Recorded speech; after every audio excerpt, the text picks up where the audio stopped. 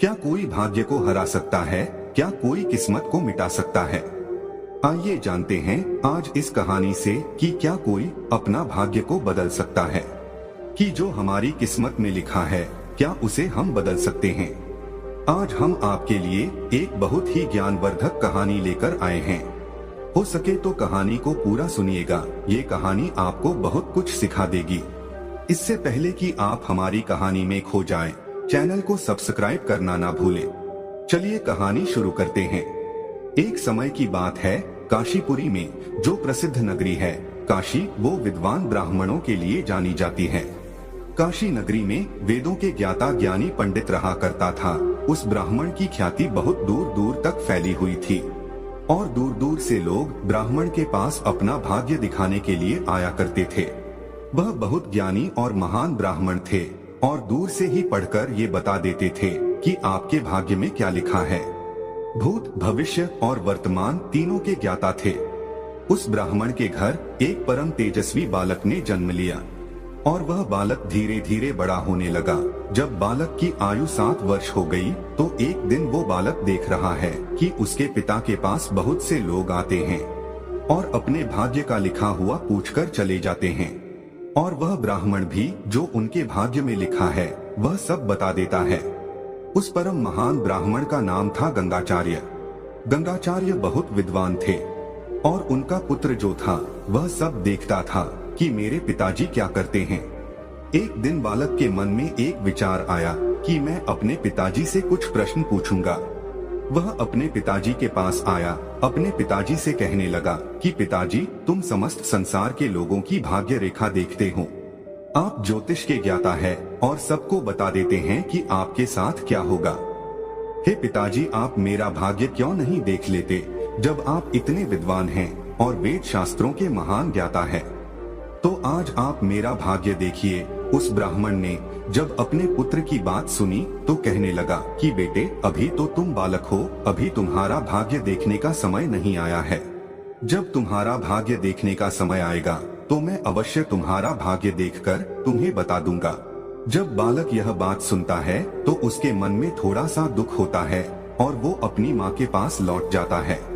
धीरे धीरे समय बीता तो गंगाचार्य के दिमाग में उसके पुत्र की बात घूमने लगी। गंगाचार्य सोचने लगा कि मेरे पुत्र ने मुझे यह कहा है कि पिताजी, आप मेरा भाग्य क्यों नहीं देख लेते। तो ब्राह्मण के मन में विचार आया कि क्यों ना आज मैं अपने पुत्र का भाग्य देख ही लूं कि मेरे पुत्र के भाग्य में क्या लिखा है। गंगाचार्य ने अपने ग्रंथ को खोला, अपनी गणित को हल किया और देख रहा है अपने पुत्र का भाग्य। ब्राह्मण ने जब अपने पुत्र के भाग्य को देखा तो सोचने लगा कि अब क्या किया जाए।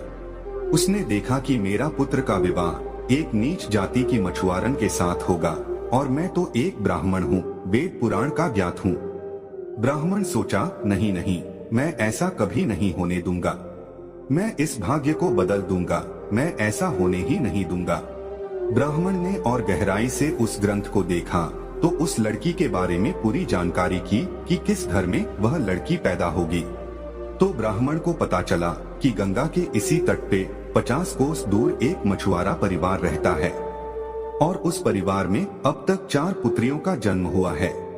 जो 5वें नंबर की पुत्री अभी पैदा हुई है वह दोनों जात वाली का है।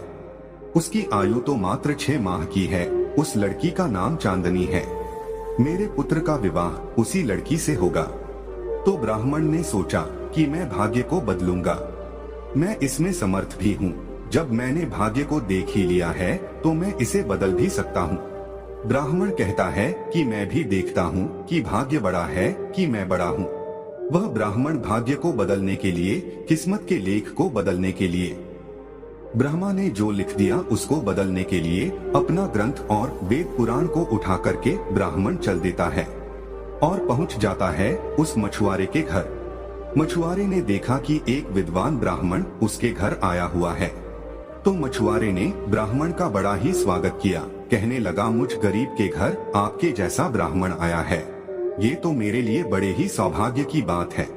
तब ब्राह्मण कहता है कि हे मछुआरे, मैं तुमसे एक बात जानना चाहता हूँ, क्या निकट समय में 6 महीने के आसपास तुम्हारे घर में किसी पुत्री का जन्म हुआ है? तब मछुआरा कहता है कि हाँ भगवान, मेरे घर में पुत्री का जन्म हुआ है। ब्राह्मण फिर कहता है, क्या उसका नाम चांदनी है? तब मछुआरा कहता है, जी भगवान, मैंने उसका नाम चांदनी ही रखा है, क्योंकि वह परम सुंदरी है, चंद्रमा के समान है, इसीलिए मैंने उसका नाम चांदनी ही रखा है। तब ब्राह्मण कहता है कि देखिए, मैं तो त्रिकालदर्शी हूँ। मैं इस मार्ग से जा रहा था तो मैंने देखा कि तुम पे तो बड़ा घोर संकट आने वाला है। जब तक वह तुम्हारी पुत्री तुम्हारे घर रहेगी, तुम्हारे घर में पुत्र का जन्म नहीं होगा। हे मछुआरे, अगर तुम अपने घर में पुत्र को देखना चाहते हो तो उस पुत्री को तुम्हें अपने घर से दूर भगाना होगा। जब मछुआरे ने यह बात सुनी तो मछुआरा कहने लगा कि हे भगवान, वह दोनों जात वाली का है, उसकी आयु तो मात्र 6 माह की है, मैं उसे कहाँ छोड़ूं? तब ब्राह्मण कहता है कि देखो मछुआरे, जब मैं तुम्हें यह बता रहा हूँ कि तुम्हारे साथ ऐसा होने वाला है तो मैं तुम्हारी सहायता भी करूँगा। मेरी कोई पुत्री नहीं है, तुम इस पुत्री को मुझे दे दो, मैं इसका पालन पोषण करूँगा और जब बड़ी हो जाएगी तो मैं इसकी शादी कर दूंगा। मछुआरा ब्राह्मण के डर से अपने 6 माह की पुत्री चांदनी को अपने पत्नी के पास से लेकर आता है और उस ब्राह्मण को सौंप देता है और कहता है कि लीजिए ब्राह्मण देव, आज से आप ही इसके पिता हो। ब्राह्मण तो ये सोच ही रहा था, ये चाह ही रहा था कि वह पुत्री उसे मिल जाए। और मछुआरा कहता है कि हे ब्राह्मण, वैसे भी मैं बहुत गरीब हूँ, इसलिए आप मेरी इस पुत्री को ले जाइए। ब्राह्मण उस पुत्री को लेकर मछुआरे के घर से चल देता है और ब्राह्मण अपने मन में सोचता है कि मैं इस पुत्री को मारूंगा तो बाल हत्या लगेगी। ब्राह्मण एक लकड़ी का बक्सा लाता है, लकड़ी के बक्से में उस पुत्री को लपेट कर रख देता है और माता गंगा के जल में उसको प्रवाहित कर देता है। और ब्राह्मण अपने मन में सोचता है कि अब बक्सा कुछ दूर जाने के बाद अपने आप ही डूब जाएगा और यह लड़की मर जाएगी। परंतु इस दुनिया में क्या कोई ऐसा व्यक्ति है जो भाग्य के लिखे को बदल सके? लेकिन उस लड़की के भाग्य में जीना लिखा था, उस लड़की के भाग्य में मरना तो लिखा ही नहीं था। और वह बक्सा डूबता नहीं और वह बक्सा बहता हुआ चला जाता है। चलते चलते वह बक्सा द्रविड़ देश में पहुंच जाता है और द्रविड़ देश के एक महान तेजस्वी ब्राह्मण गंगा स्नान के लिए आते हैं। जब गंगा स्नान के लिए ब्राह्मण वहां आते हैं, जब वह गंगा जी में स्नान कर रहे थे तो वह बक्सा चला आ रहा था। उस ब्राह्मण के घर कोई संतान नहीं थी, वह ब्राह्मण संतानहीन थे। तो वह ब्राह्मण गंगा माँ से प्रतिदिन यह आराधना किया करते थे कि हे माँ गंगा, मुझे एक संतान अवश्य दे दीजिए, चाहे पुत्री ही क्यों ना हो, ताकि मैं संतानहीन ना रहूं। जब ब्राह्मण पानी के अंदर डुबकी लगाकर ऊपर आता है तो वह बक्सा उसी की ओर चला आता है। और जब ब्राह्मण ने उस बक्से को देखा तो अपनी तरफ खींचा और जब बक्से को खोल करके देखा तो उसमें एक नवजात बालिका, जिसका मुंह चंद्रमा के समान चमक रहा था, वह लड़की अपना अंगूठा पी रही थी। ब्राह्मण समझ जाता है कि गंगा माँ ने ही मुझे पुत्री दी है। ब्राह्मण सोचता है कि मैं इसे बड़े ही खुशी खुशी अपने घर ले जाकर पालूंगा। ब्राह्मण देव ने गंगा माँ को बार बार प्रणाम किया और उस पुत्री को लेकर घर चले आए। ब्राह्मण घर आकर अपनी पत्नी से कहता है कि देखिए, गंगा माँ ने हमें कितनी सुंदर पुत्री दी है। ब्राह्मण कहता है, आज से इसका पालन पोषण हम लोग करेंगे, हमारी इकलौती पुत्री को हम बहुत अच्छे से संस्कार देंगे, बहुत अच्छे से पालेंगे, इसे किसी भी चीज की कोई कमी नहीं होने देंगे। धीरे धीरे समय निकलता गया और वह लड़की जवान होने लगी, सियानी होने लगी। जैसे जैसे वह लड़की बड़ी हो रही है, उसकी सुंदरता की तुलना तो रति से भी नहीं की जा सकती। कामदेव भी उसके सामने लज्जित हो जाते थे। इतनी सुंदर प्यारी कन्या मानो कोई स्वर्ग से अप्सरा ने जन्म लिया है। और उधर गंगाचार्य का पुत्र, जिसका नाम चंदन रखा था, इधर वह लड़की भी बड़ी हो रही है। जब वह लड़की 16 वर्ष की हो गई, जो कि द्रविड़ देश का ब्राह्मण था, उसने सोचा कि मेरी पुत्री 16 वर्ष की हो गई है, जिसका चेहरा चंद्रमा के समान है। अप्सरा भी उसे देखकर लज्जित हो जाती थी। तो ब्राह्मण अपनी पत्नी से कहता है कि देखिए, मेरी पुत्री विवाह के योग्य हो गई है और मैं अपनी पुत्री का विवाह तय करने जा रहा हूँ। तब ब्राह्मण की पत्नी कहती है कि आप जैसा चाहे वैसा कर सकते हैं, लेकिन याद रहे, जितनी सुंदर मेरी पुत्री है उसी के जैसा सुंदर मुझे दामाद भी मिलना चाहिए। ब्राह्मण कहता है कि तुम चिंता ना करो, मैं अपने पुत्री के समान ही तेजस्वी और विद्वान पुत्र देखकर आऊंगा। ब्राह्मण अपनी पत्नी से कह करके अपनी पुत्री के विवाह के लिए चल देते हैं और पुत्र खोजते खोजते उसी काशी नगरी में आ जाते हैं। और काशी नगरी में प्रसिद्ध ब्राह्मण गंगाचार्य का नाम तो हर कोई जानता था। जब द्रविड़ देश के ब्राह्मण ने पूछा कि यहाँ किसी ब्राह्मण का पुत्र है क्या, मुझे अपने पुत्री का विवाह करना है, तो कुछ ब्राह्मण ने बता दिया कि हमारे महान आचार्य जो कि भूत भविष्य और वर्तमान की ज्ञाता है, उनके घर एक परम सुंदर पुत्र है जिनका नाम चंदन है। यह बात जब द्रविड़ देश के ब्राह्मण ने सुना तो मन में सोचने लगा कि मेरी भी पुत्री का नाम चांदनी है और उनके पुत्र का नाम चंदन है, तो चंदन और चांदनी मेल अवश्य बैठेगा। यह सोच करके वह ब्राह्मण गंगाचार्य के घर पहुंच जाते हैं। गंगाचार्य ने देखा कि एक महान ब्राह्मण उनके घर आए हुए हैं, तो उन्होंने उनका बड़ा स्वागत किया। स्वागत करने के बाद गंगाचार्य ने ब्राह्मण से आने का कारण पूछा, तो द्रविड़ देश का ब्राह्मण कहने लगा कि देखिए गंगाचार्य, मैं अपनी पुत्री का विवाह करने आया हूँ। मैं तुम्हारे पुत्र के साथ अपनी पुत्री का विवाह करना चाहता हूँ। जब यह बात गंगाचार्य ने सुना तो गंगाचार्य बहुत प्रसन्न हुए और अपने पुत्र को बुला करके उन्हें दिखाया और कहा कि देखिए यही मेरा पुत्र है। तो द्रविड़ देश के ब्राह्मण कहने लगे कि मेरी पुत्री तुम्हारे पुत्र के समान है, बहुत सुंदर है। इनकी जोड़ी तो कामदेव और रति को लग जाने वाली होगी, इसीलिए मैं ये रिश्ता पक्का करता हूँ। गंगाचार्य ने भी ये रिश्ता पक्का कर दिया और जब रिश्ता तय हो जाता है तो निर्धारित समय देखकर, शुभ समय देखकर दोनों का पानी ग्रहण संस्कार कर देते हैं। विवाह हो जाता है चांदनी का। उसी चंदन के साथ ब्राह्मण ने भाग्य को बदलना चाहा उस गंगाचार्य ने, लेकिन भाग्य तो बदला नहीं, जो ईश्वर ने लिख दिया वो अवश्य होता है। और जब चांदनी दुल्हन बनकर के घर आई तो चंद्रमा के समान रूप था उसका।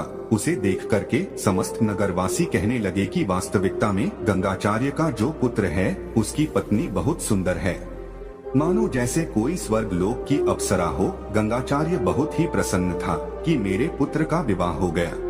फिर गंगाचार्य सोचने लगता है कि मैंने जब अपने पुत्र का भविष्य देखा था उसमें तो मेरे पुत्र का विवाह एक मछुआरे की बेटी से लिखा था, लेकिन मैंने उस भाग्य को बदल दिया।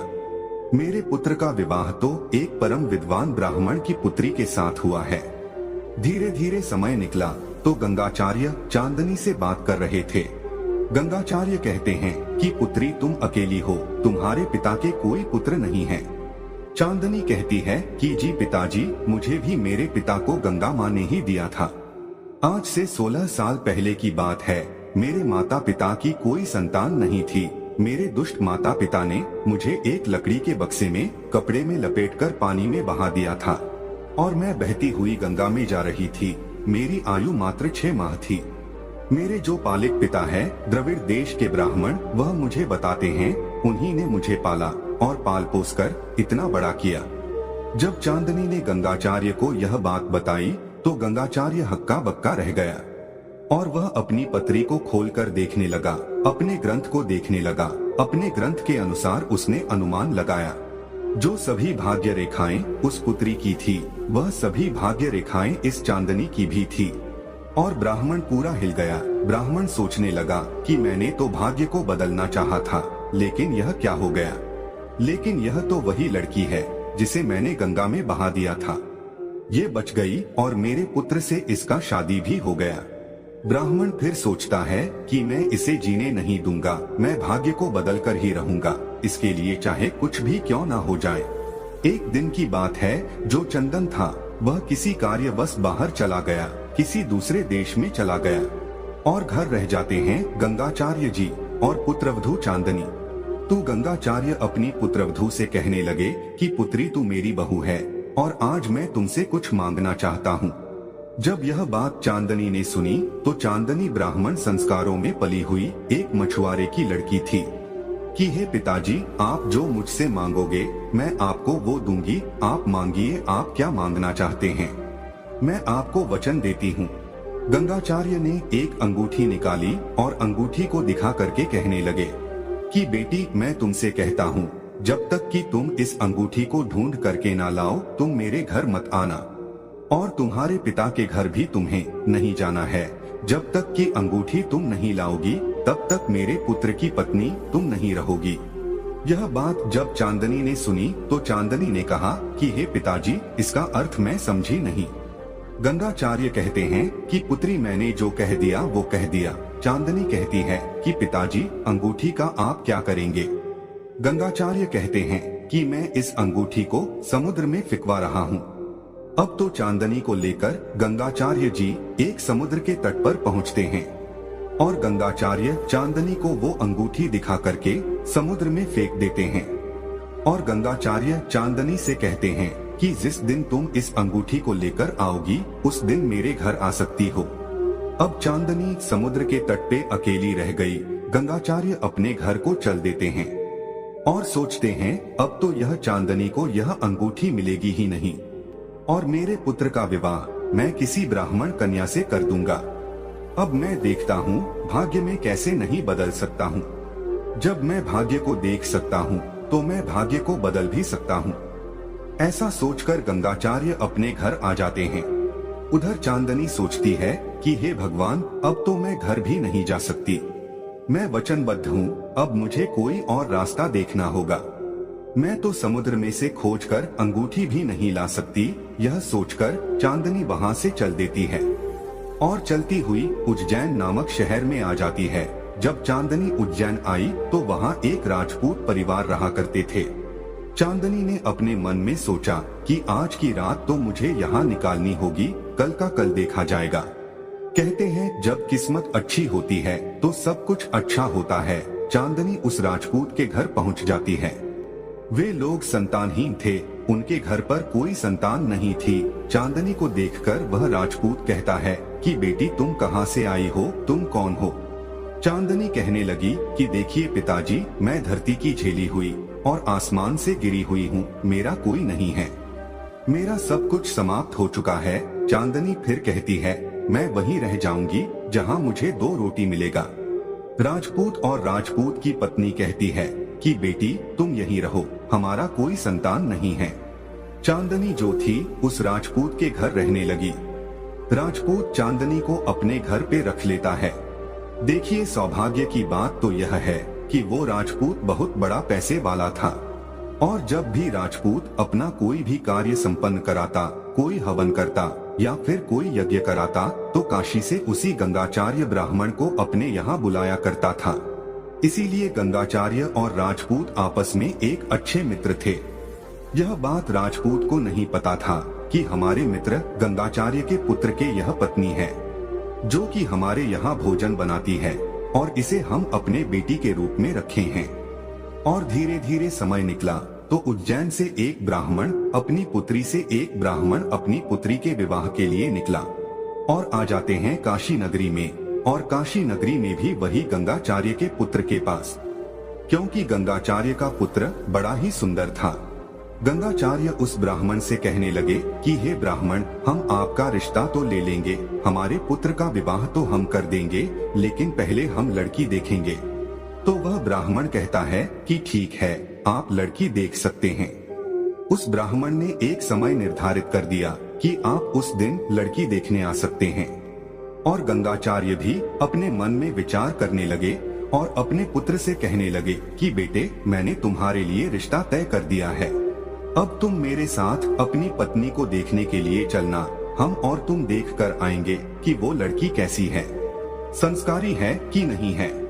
चंदन मन ही मन दुखी हो जाता है और सोचता है कि मेरी पहली पत्नी तो समुद्र में डूबकर मर गई। तो फिर चंदन अपने पिताजी से पूछता है कि हे पिताजी, आप दुनिया का भविष्य देखते हैं, इस संसार का भविष्य देखते हैं, तो आपने मेरा भविष्य क्यों नहीं देखा?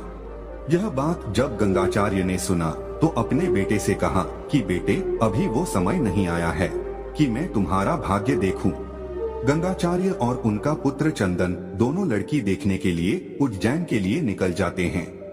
अब सुनिए क्या होता है। उधर एक मछुआरा समुद्र में जाल डालता है। अब जो अंगूठी गंगाचार्य ने समुद्र में फेंकी थी उसे एक मछली निगल गई थी और जिस मछली ने अंगूठी को निगला था वह जाल में फंस गई, जिसे एक टोकरी में भर करके मछुआरा बेचने चलता है और बेचते बेचते उसी राजपूत के घर चला गया जहाँ पर चंदन की पत्नी चांदनी रहा करती थी। और जब मछलियों को उस राजपूत ने देखा तो मछलियों को खरीद लिया और राजपूत चांदनी से कहता है कि हे पुत्री, मैंने यह मछली खरीद दी है, क्या तुम इसे बना सकती हो? तो चांदनी कहती है कि हे पिताजी, मैं बना दूंगी। और जब चांदनी मछली काटने के लिए बैठती है, ये तो भाग्य का खेल था। चांदनी ने जैसे ही मछली को काटा, मछली के पेट से निकलकर अंगूठी नीचे गिर गई। चांदनी बहुत खुश हो जाती है और कहती है, अरे ये तो वही अंगूठी है। और उधर देखिए, गंगाचार्य और उसका पुत्र अपने लिए पत्नी देखने के लिए उसी उज्जैन शहर में चले आते हैं। परंतु गंगाचार्य अपने बेटे से कहने लगे कि बेटा, मेरा यहाँ एक बहुत बड़ा जजमान, बहुत अच्छा मित्र रहता है। कई बार मैं यहाँ उसके पास यज्ञ करने आया हूँ और वह मेरा एक अच्छा मित्र भी है। तो गंगाचार्य कहते हैं कि मैं उससे मिलकर चलूंगा। तब उनका पुत्र चंदन कहता है कि हे पिताजी, जैसी आपकी इच्छा। तो गंगाचार्य उसी राजपूत के घर पहुंच जाते हैं। जब राजपूत ने उस ब्राह्मण को देखा तो बहुत खुश हुआ, क्योंकि वह ब्राह्मण बहुत ही विद्वान था, परम तेजस्वी था और उसका मित्र भी था। राजपूत ने ब्राह्मण को बैठाया और बड़ा ही स्वागत किया। तो राजपूत ने सोचा कि मेरे यहाँ जो पुत्री रहती है, क्यों ना उसका भाग्य इस ब्राह्मण को दिखा दूं।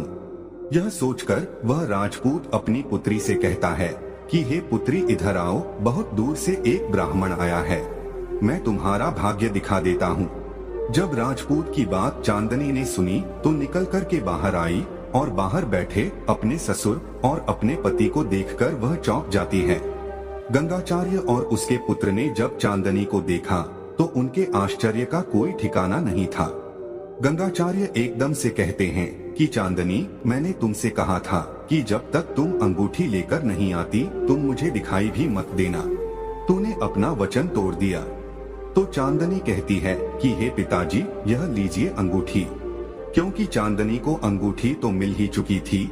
जब ये बात राजपूत ने सुनी तो राजपूत कहता है कि ये सब क्या हो रहा है, मेरे समझ में कुछ भी नहीं आ रहा है।